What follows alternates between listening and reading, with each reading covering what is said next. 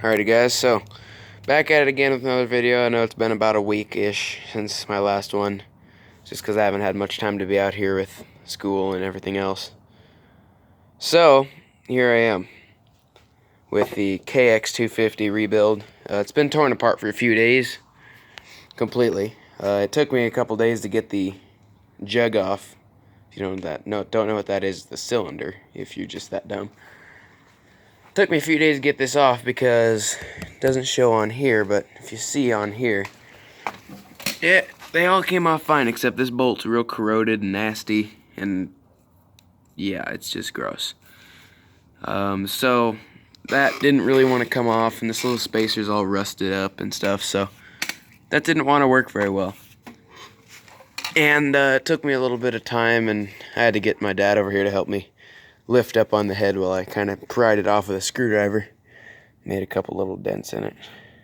Anyway, so it is all rebuilt, or I mean, never mind, it's all tore apart.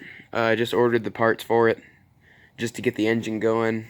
Not all the driveline parts, like the chain and stuff I need to replace and stuff like that, brake pads.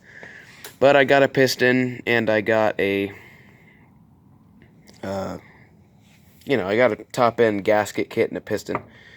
So, this is the aftermath of it.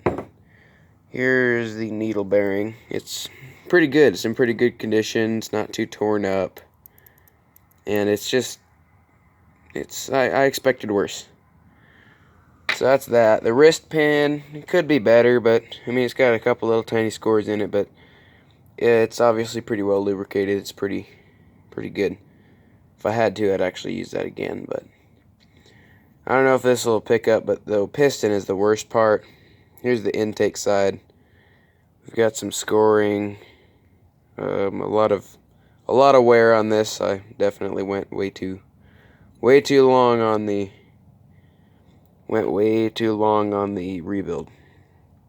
The rings are not bad. They're a little small because they've been worn down so much, but I don't know if this is gonna focus a lot, but these are scoring. It's not terrible. That's a pretty good one right there, but these ones aren't bad. The ones on this side aren't bad either. Down here is where it's real bad. Like probably, let me see. It's probably a good 1/4 millimeter deep. And it's basically, I don't know if it got hot or what, but it basically molded itself to the inside of the piston, or inside of the cylinder. Because this here is all still round and perfect, and then this is all dug in, and it's just real bad. The exhaust side's pretty decent. I mean, the coating is wearing off on the bottom of the skirt, but I expect that. I mean, I've put a lot of hard hours on it, and I don't know how many hours that was rode on this kit before the first owner of the bike had it. But it is a cast piston. Kind of glad about that because makes a bike rev higher, and it's cheaper to replace. You can tell by these little holes right there where my fingernail is. That's a little casting mark. We got some hot spots, definitely. You could see all the burnt up crap in there. So that's not terrible. The carbon is actually pretty good. There's not much at all. Not as much as I expected for running 32-to-1. Now we'll come over here. This is the part that I was really worried about, and I'm really glad that I don't have to anymore. So here's the rod, a little bit of side-to-side play, just not much. And the inside is pretty good. It's nice and smooth. A lot of oil in there, as you can see. See, this one's dry. A lot of oil in there, so that's good. Rod itself doesn't look chipped or cracked or anything. It's pretty good. A lot of oil holes, about 3 holes. But this is really what you want to look out for on this. See, take it, wiggle it up. No, put it at the bottom of the stroke. Never mind, yeah. Put it at the bottom of the stroke like that. Try to wiggle it up and down. As you can see, you can't. And that is good. If you can, that means you need a new crank and you're screwed. So, and I don't, so that is definitely a plus. I know this is not the stock crank. I'm not sure what it is, but it's not stock. It's not a Wiseco because the bike probably would be blown up by now if it was. Just don't buy Wiseco cranks. Do me a favor and don't do that. They are trash. Wiseco pistons are great, just don't buy the crankshafts.